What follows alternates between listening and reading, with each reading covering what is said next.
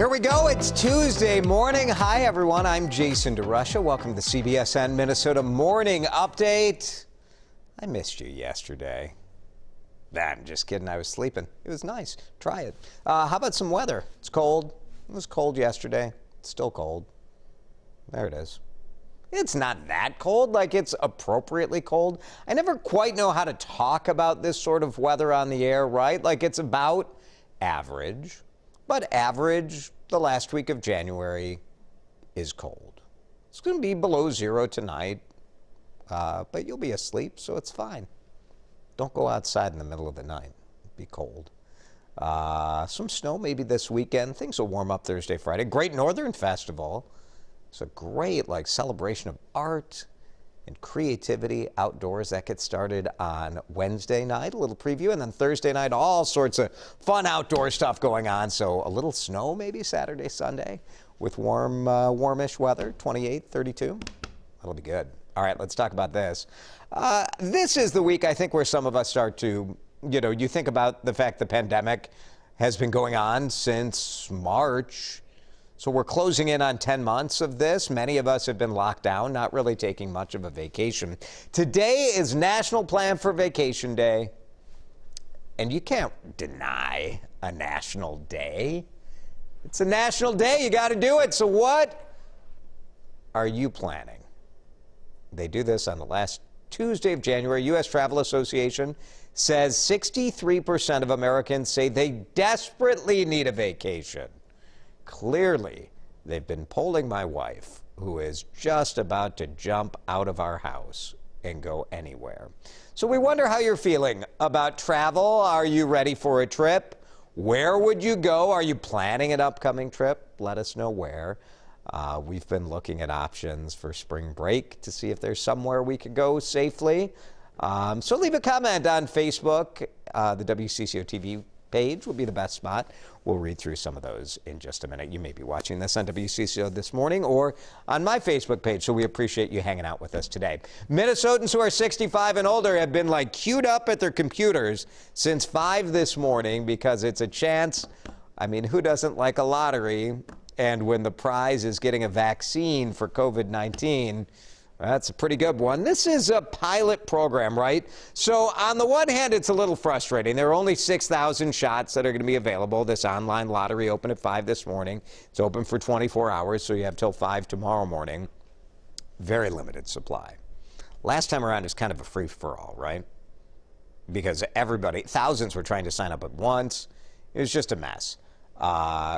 Now it's a little more organized. You sign up for the lottery. They'll randomly pick. It doesn't matter when you sign up. And hopefully it'll be a little less frustrating as far as that. The state is trying to ease that wait time online and over the phone. So this will be open for 24 hours. Your registration is just an application. So it doesn't mean that you're getting a spot. It means you're getting a spot in the lottery. Whether you sign up at 5 a.m. or whether you sign up at midnight or 3 a.m. the following day, it will not impact or change the likelihood that you'll receive. There is absolutely no factors related to the time that you're signing up that impacts that random process. It is purely a random selection based on the quantity of vaccines and scheduling slots that are available. So again, this is a super small pilot program for 6,000 people. Your odds are very slim of getting a vaccine. And the real main event is coming in a couple weeks when we get more vaccine. And, hopefully people will be able to get it at their doctor's office or their pharmacy or whatever. A Minnesotan is the first person in the country to test positive for a new variant of COVID-19. Somebody went to Brazil, and the health department says they brought back this Brazil variant. They live here in the Twin Cities, got sick at the beginning of January. This type of coronavirus is thought to spread more quickly. We don't know if it causes a more severe illness or not. Brazil is among the countries included in an upcoming travel ban. Twitter has suspended the account of MyPillow CEO Mike Lindell. Twitter was flagging just about every one of his tweets lately. The decision based on a new policy that Twitter put into place after the Capitol insurrection. So this policy says users who repeatedly share election misinformation can be permanently banned. The CEO of MyPillow repeatedly touted President Trump's baseless, claims of widespread voter fraud. That led to boycott calls on social media for stores to drop the ban. Several did, including Kohl's and Bed Bath & Beyond. Target is giving bonuses out to say thank you to frontline workers. It's going to cost the company $200 million in all. Minneapolis-based company says it's going to give most hourly workers $500. That does include seasonal hires. That's a nice thank you, right? We appreciate those Target workers and grocery store and post office, everybody kind of on the front line. Some store directors and team leads will get a little bit more money. I think the bonuses go up to about $2,000. So Target putting some money to the frontline folks. Sports world, again, remembering it was 1 year ago when Kobe Bryant died. Sort of hard to believe, right? On the one hand, it feels like Kobe was with us just yesterday. On the other, what a year it's been, right? His death at the age of 41 and all these other people who were on that helicopter with him, including his daughter, Gianna. 7 others in all dead there. NTSB report on the crash. You remember there was weather, there was wind concerns. And that final report on the crash is due out 2 weeks from today. For the first time in nearly 4 decades, a major brand is saying, we're not buying a Super Bowl ad. And Budweiser wants everyone to know it. Budweiser is very proud of the fact that the money it would have spent on a commercial, you know, Budweiser, you got the Clydesdales, are always a frequent Super Bowl advertiser. They're going to use that to support COVID vaccine awareness instead. Now, Budweiser isn't exactly totally taking a pass. Parent company Anheuser-Busch did buy 6 other commercials for other brands in its portfolio. Super Bowl commercial cost about $5.6 million. I also would like to make an announcement. I am not buying a Super Bowl ad this year as well. So I'm doing it for America. You're welcome. Although, Super Bowl, what channel is the Super Bowl, Amron? CBS. Channel 4, baby. That's right, I don't need to buy an advertisement on this channel, do I? Maybe I do, to be honest. If I had an extra $5 million, probably not where I'd put it. Sun Country Airlines is adding more options to get out of here. 9 new destinations out of MSP International. Many of these would not be destinations you'd ever think Sun Country would add other than it's pandemic time. So starting in May, they'll fly into Orange County, California. I'd like to go to wine country. That'd be fine. Houston, Cincinnati, in northern Kentucky. That's kind of nice. Maybe do a little bourbon tour down there. Raleigh, Durham, and Indianapolis. Wow, can't wait to go take a little trip to Indy. Sun Country also, look at this. This is what's interesting. People want to go outdoors, right? You want to socially distance.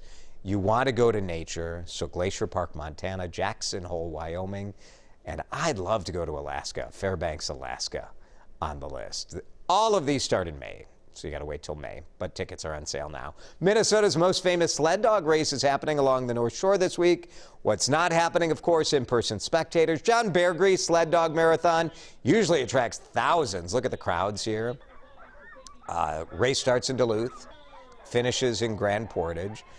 You'll have to watch it online this year because of the pandemic. More than 70 mushers registered to compete next week. That's pretty good turnout. I think last year there were like 50.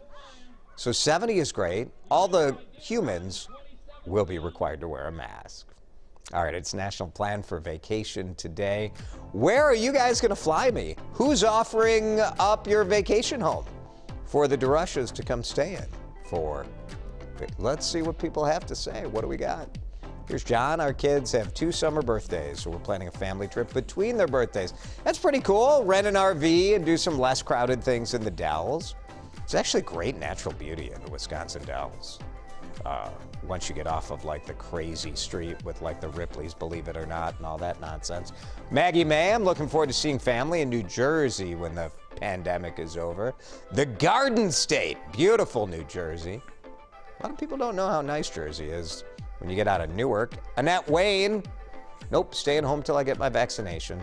Just want to have a get together with my family and embrace my children again. Heather Brown was saying her mom and dad got their vaccination and are going to come visit. That's pretty awesome. Thanks, Annette. Judy's dreaming about road trips. Yet to determine where or when. Yeah. Oh, Jan Hagerman. Hey, Jan. 8th annual Mother-Daughter North Shore trip. Man, the North Shore has just been active, right, with people taking vacations there. Wendy going to the Panhandle. I've been thinking about the Panhandle. Wendy, you'll have to tell me how it was. Her trip's been rescheduled 3 times, so she's ready to go. Amanda, yep, I get this too. Amanda would love a trip, but personally doesn't think it's a responsible thing, so they'll stay home, try to keep themselves and others safe. Travel can wait. Thanks for that, Amanda. Janine is debating going to Cozumel to meet her family on a 2-month vacation. Yeah, we were thinking about Mexico, but then, you know, it seems like COVID's flaring up. So I don't know. Here's Heather. Family's going to Medora, North Dakota. Ah, horseback riding in the Badlands. Amazing. Her husband's horse won the Mustangs out of the Theodore Roosevelt National Park. His first trip back since he was captured as a baby. So cool, Heather. Enjoy it. And lastly, Diana Peterson loved to explore northern Minnesota. Oh, how about that? Lived in Minnesota her whole life, never made it above the Twin Cities. One of the favorite vacations I ever did, Diana, here in the Twin, when I was pretty new here, is we did the circle tour around Lake Superior. So up into Canada. Does Canada let us come in yet? I don't think so. Yeah. So when Canada allows Americans back, I'd like to go to Toronto. I'd like to go visit my friend Tom, who lives up there. So that's on my list for vacation soon. Thanks for just spending part of your morning with us here in the Morning Update from CBSN Minnesota. We appreciate it.